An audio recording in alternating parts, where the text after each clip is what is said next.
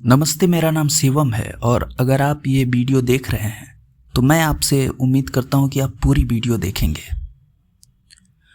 दोस्तों, नास्तिक कहता है मैं ईश्वर को नहीं मानता, लेकिन क्या उसने कभी खुद को पूरी तरह देखा है? अगर इस वीडियो को नास्तिक भी देख रहे हैं, मैं नास्तिक से ये रिक्वेस्ट करूंगा कि आप पूरा वीडियो इसको देखिएगा और प्लीज़ ये वीडियो आपके लिए ही है, आप इसे समझने की कोशिश कीजिएगा और उसके बाद आप अपना जो है वो तर्क नीचे कमेंट में लिख सकते हैं। तो नास्तिक कहता है मैं ईश्वर को नहीं मानता, लेकिन क्या उसने कभी खुद को पूरी तरह देखा? क्योंकि जिसने खुद को देखा उसे ईश्वर खोजने की जरूरत नहीं। नास्तिकता का ये पहला चरण है कि हर नास्तिक की शुरुआत सवालों से होती है। वो पूछता है कि ईश्वर कहाँ है, लेकिन ध्यान से सोचो, सवाल पूछने वाला कौन है? जैसे ही तुम भीतर झांकते हो, तर्क की जमीन हिलने लगती है। अगर आप नास्तिक हैं, इसमें कोई बुराई वाली बात नहीं है, बल्कि आपका नास्तिक होना यह दर्शाता है कि आप एक तार्किक आदमी हैं। आप आंख बंद करके किसी भी चीज पे विश्वास नहीं करते। लेकिन अगर आप नास्तिक हैं, बगैर आस्तिकता को समझे, तो आप तार्किक नहीं बल्कि एक महामूर्ख हैं। क्योंकि एक पूर्ण नास्तिक उसी को माना जा सकता है जो वास्तव में आस्तिकता को समझता हो, धर्म को पढ़ा हो, धर्म को समझा हो और अपने आप से अपने सवालों का जवाब ढूंढ पाया हो। यहाँ मैं दावे के साथ कह सकता हूँ कि इस दुनिया में 99% नास्तिक यानी कि एथिस्ट समझ बूझकर नास्तिक नहीं हुए, बल्कि वो आस्तिकता से नफरत करते हैं, इसीलिए वो नास्तिक हैं। वो जन्म जन्मांतर से ही नास्तिक हो गए हैं, या उनकी कोई बात नहीं पूरी हुई तो वो नास्तिक हो गए हैं। नास्तिक होने का ये कोई तरीका नहीं है। और जब उनसे पूछा जाता है कि आप नास्तिक क्यों हुए, तो वे ज़्यादा से ज़्यादा यही तर्क रख पाते हैं कि भगवान कहाँ है, हमें दिखा दो, हम आस्तिक हो जाएंगे, सिंपल। तो देखो भैया नास्तिक, मैं सनातन धर्म की बात कर रहा हूँ यहाँ, और मैं आपको एक प्रश्न पूछता हूँ कि क्या आपने भगवान को खोजने की कोशिश की है? सच बताओ, क्या सच में आपने भगवान को खोजा है? अगर आपने भगवान को खोजा है और भगवान आपको नहीं मिले, इसीलिए आप नास्तिक हैं, तब तो ये सही बात है कि आप कह सकते हैं कि भगवान कहाँ है। आपका हक है, ये पूछ सकते हैं। लेकिन अगर आपने भगवान को खोजा ही नहीं कभी, और जैसा कि आस्तिक दावा करते हैं कि भगवान इस ब्रह्मांड का मालिक है, तो बिना भगवान के खोजे आप कह देते हो कि भगवान कहाँ है, दिखाओ। अब बात यह है कि जो इस ब्रह्मांड का मालिक है वो तुम्हारा नौकर तो है नहीं कि तुम एक बार कहोगे कि भगवान प्रकट हो जाओ और वो प्रकट हो जाएगा। तो बिना भगवान को खोजे, बिना भगवान को जाने, ये कह देना कि भगवान जैसी कोई चीज एग्जिट ही नहीं करती दुनिया में, फिर तो कोई मतलब ही नहीं हुआ तुम्हारे तर्क का कि भगवान नहीं होते। जैसे आस्तिकों से तुम पूछ रहे हो कि भगवान कहाँ है, दिखाओ, वैसे ही एक आस्तिक आपसे पूछ सकता है कि भगवान नहीं है, ये सिद्ध करके बताओ। इसीलिए अगर आप नास्तिक हो तो आपको आस्तिकों के बारे में पूरी जानकारी होनी चाहिए। साइंस के पास भी हर बात का जवाब नहीं है। अगर मैं आपसे कहूँ कि आप कह रहे हैं भगवान नहीं है, ठीक है, तो फिर नीम करोली बाबा के अंदर कौन सी ऊर्जा कार्य कर रही थी उस वक्त, जिस वक्त उन्होंने एक मुट्ठी भर LSD खा ली और उन्हें कुछ नहीं हुआ? रिचर्ड एल्बर्ट जो अमेरिकी प्रोफेसर थे, ये LSD नशीली दवाएं उन्हीं की थी। विज्ञान तो ये आज भी कहता है कि उतनी मात्रा में LSD खाने से कोई जीवित बच ही नहीं सकता। तो फिर आप क्या कहेंगे इस बारे में? क्या अब भी आप कहेंगे कि साइंस से ऊपर कुछ नहीं है? ऐसे कितनी घटनाएं इस दुनिया भर में हो चुकी, साइंस के पास क्या सब चीज का जवाब है?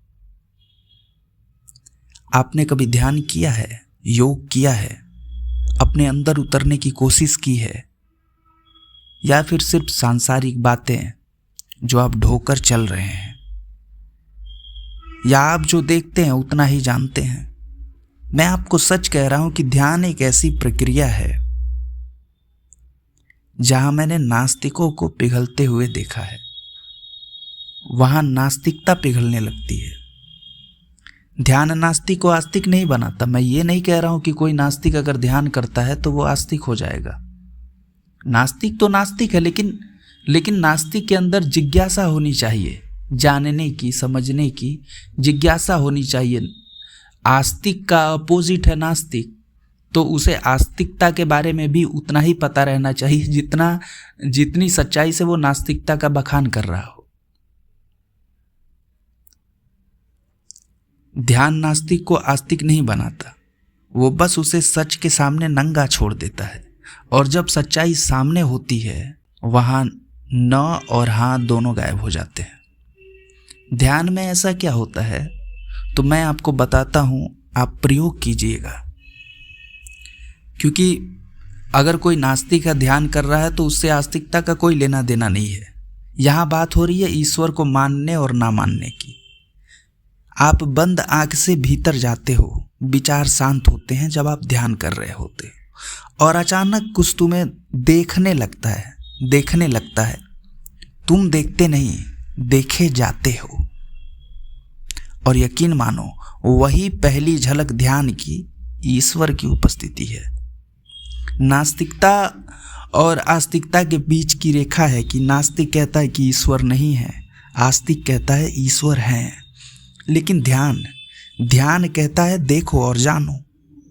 ध्यान कहता है कि अगर तुम्हें ईश्वर को देखना है, तुम ईश्वर को खोज रहे हो, तो मैं तुम्हें तरीका बताता हूं। जहां ईश्वर तुम्हारे अंदर होंगे और तुम अपनी आंखों से उन्हें देख पाओगे, तुम वो सच जान पाओगे जो बिरले ही जान पाए इस दुनिया में। लेकिन एक नास्तिक पाखंडी की तरफ बिना ध्यान प्रयोग किए, बिना ज्ञान के ध्यान को भी नकार देता है।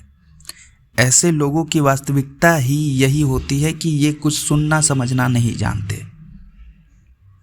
बिल्कुल जो लोग ईश्वर को खोज पाए, उन बिरलों में से ज़्यादातर की शुरुआत नास्तिकता से ही हुई। ये सच्चाई है। फर्क सिर्फ इतना था कि आज के नास्तिक सिर्फ पाखंडी हैं।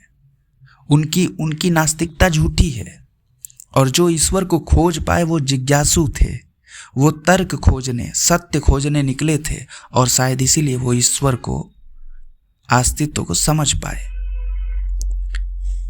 सनातन धर्म ही कहता है कि तुम शरीर नहीं, तुम आत्मा हो, और आत्मा ही परमात्मा है। यानी इसका मतलब है कि तुम स्वयं परमात्मा हो। और अगर परमात्मा, ईश्वर, भगवान तुम्हारे अंदर है तो तुम बाहर किसे खोज रहे हो भैया? यही तो ध्यान कहता है। आजकल के नास्तिक खुद का विवेक खोते जा रहे हैं। वो सोचना समझना नहीं चाहते। उनकी अपनी दुनिया है, अपना किताब है, अपना नियम है। वो इससे बाहर देखने की हिम्मत ही नहीं जुटा पा रहे हैं।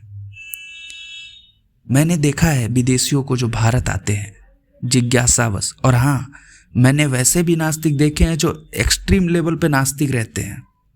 अगर उनके मुंह कोई लग जाए तो ऐसे ऐसे सवाल करेंगे कि जवाब देने वालों के पसीने छूट जाएं। लेकिन मैंने उन्हीं विदेशी नास्तिकों को भारत में आस्तिक भी बनते देखा है। वो खुद अनुभव करते हैं, बस उन्हें सही गाइडेंस मिल जाए।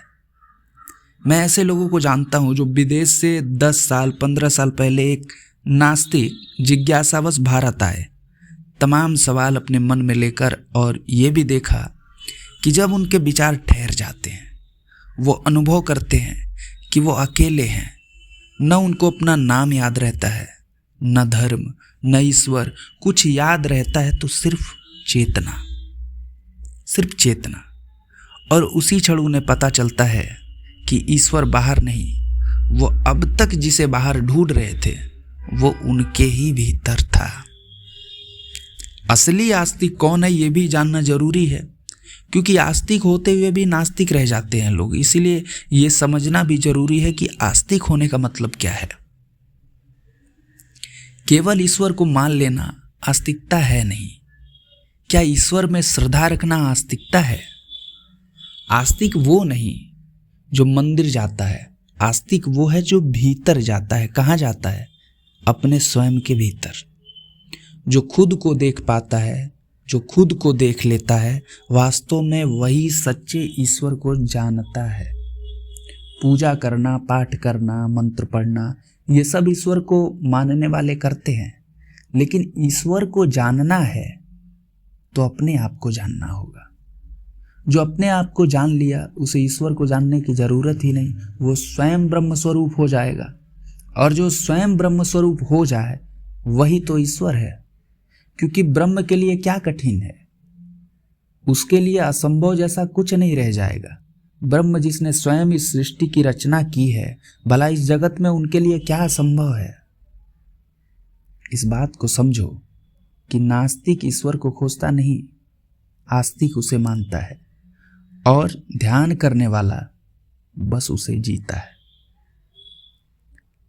नास्तिकतावाद पे बहुत कुछ समझाया जा सकता है, बहुत कुछ बोला जा सकता है, और आगे भी मैं इस विषय पे जितना मेरा ज्ञान है, जितना मैंने पढ़ा, जितना मैंने समझा है, मैं उन लोगों को बता देना चाहता हूँ जो लोग नास्तिक हैं कि शायद बचपन से, मैं एक ब्राह्मण परिवार में पैदा होने के बावजूद बचपन से ही नास्तिक था।